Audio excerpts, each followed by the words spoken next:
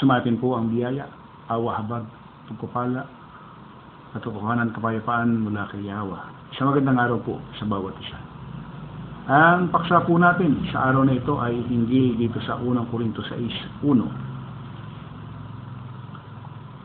Nangangas baga ang sino man sa inyo kung merong anumang bagay laban sa iba, na siya'y magsakdal sa harapan ng mga liko at hindi sa harapan ng mga banal.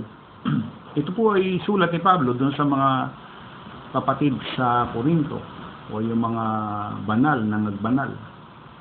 Sabi niya, yan daw po palang judiciary nung panahon na yon, at maging sa panahon din natin ngayon, ang tawag ni Pablo dyan ay harapan ng mga liko. Tingnan natin sa iba't ibang version, ikumpara lang natin. Bear any one of you a thing, having against the other, flee before the unjust, and not before the holy ones. Bear any of you having a matter against his neighbor, go to look before the unrighteous, and not before the saints. How is it that if any one of you has a cause at law against another, he takes it before the Gentile judge, and not before the saints? CEB, when one of you has a complaint against another, do you take your complaint to a court of sinners? Nakita po ba niyo yan? Ito daw pong mga judiciary system nung unang siglo at maging hanggang sa ngayon, ang tawag ni Pablo dyan ay court of sinners. Ano? Ayan, court of sinners, CEB. Sa Darby, there any one of you having a matter against one another, prosecute his suit before the unjust and not before the saints. There any of you having a matter against another, go to be judged before the unjust and not before the saints. Thus, EMTB, thus any of you having a matter against another, dare to go to court before the unrighteous and not before the saints.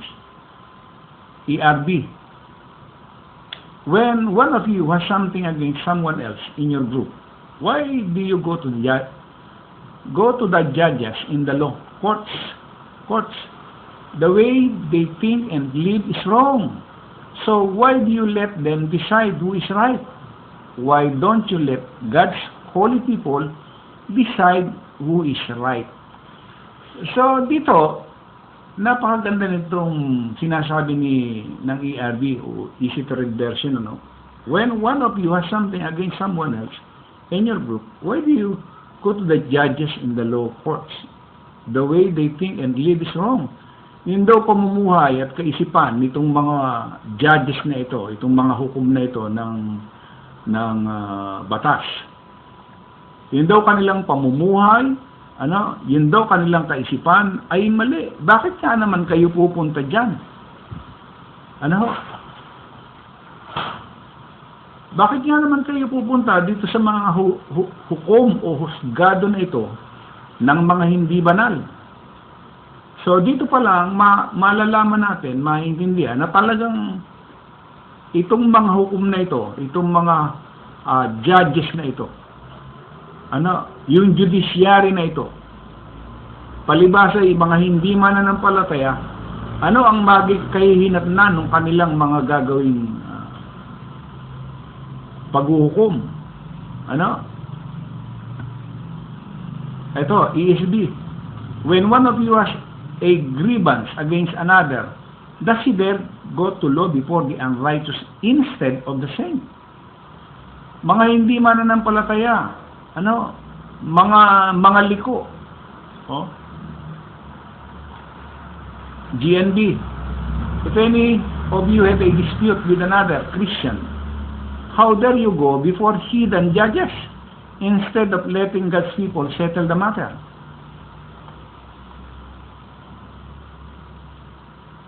Ito, sa God's Word.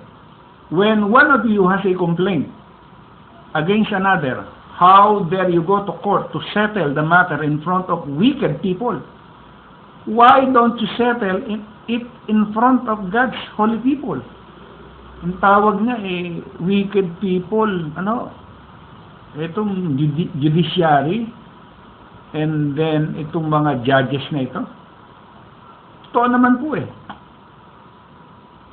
ISB, when one of you has a complaint against another, does he dare to take the matter before those who are unrighteous and not before the saints?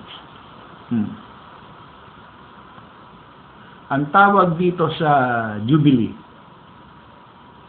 dare any of you having a matter against another, go unto judgment before the unjust and not before the saints. King James Version, dare any of you having a matter against another, go to law before the unjust and not before the saints. So, sa madalit sabi itong ating ipinagkumparang mga version, sabi kasi dito ni Pablo, kasi merong hindi pagkakaunawaan yung mga kapatid sa Korinto, sabi niya, nangangas baga ang sino man sa inyo kung merong anumang bagay laban sa iba, na siya'y magsakdal sa harapan ng mga liko. Imbis na doon sa harapan ng mga banal, hindi sa harapan ng mga liko. Kaya, unrighteous judge, ang tawag nga wicked judges. Tama ho. Kaya nga dito maiintindihan natin, miski nung unang siglo pala, yung mga hukom, yung mga judiciary, yung mga judges, ang tawag ni Pablo dito ay liko. Hindi matuwid. Kaya nga kung kayo ay may usapin legal, bakit nyo pa dadalhin doon sa mga wala namang pananampalataya? Ituloy natin. Hindi ba kayo nalalaman ng mga banal ay magsisiyatol sa sanlibutan?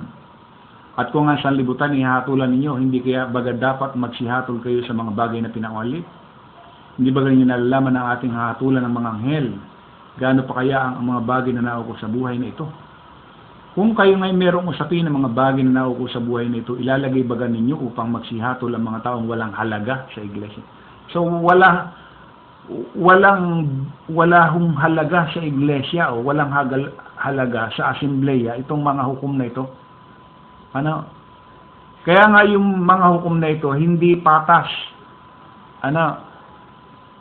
Kahit ngayon pagmasdan nyo,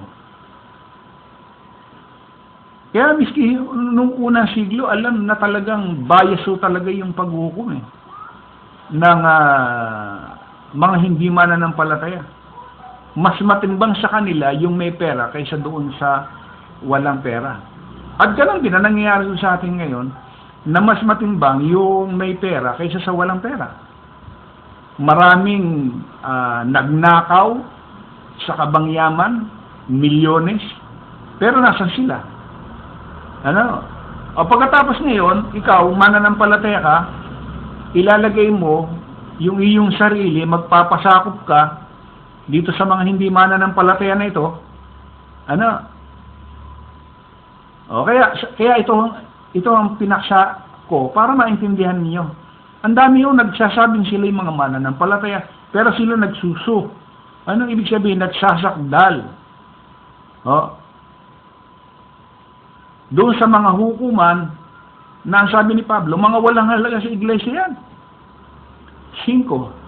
Sinasabi ko ito upang mangahiya kayo. Ano't di yata't wala baga sa inyo na isang marunong makapagpayo sa kanyang mga kapatid? Kundi ang kapatid ay nakikipag-usipin laban sa kapatid at ito'y sa harapan ng mga hindi nagsisisampalataya.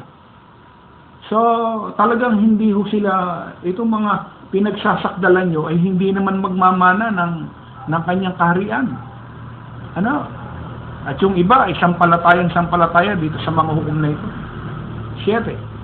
Ngayon nga, tunay na isang pagkukulang sa inyo, ang kayo-kayo'y magkaroon ng mga usapin. Bakit hindi bagkus ninyong tiisin ng mga kalikuan?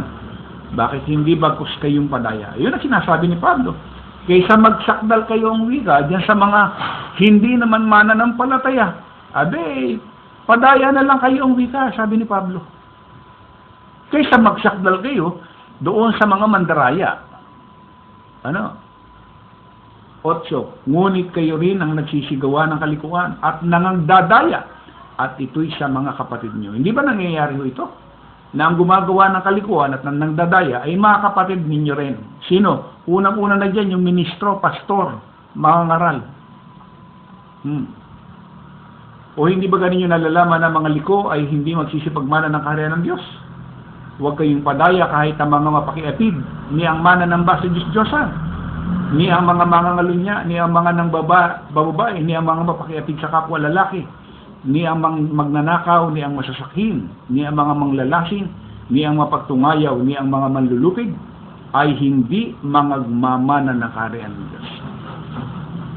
Yung pinagsasakdalan nyo, liko. Ikaw, liko.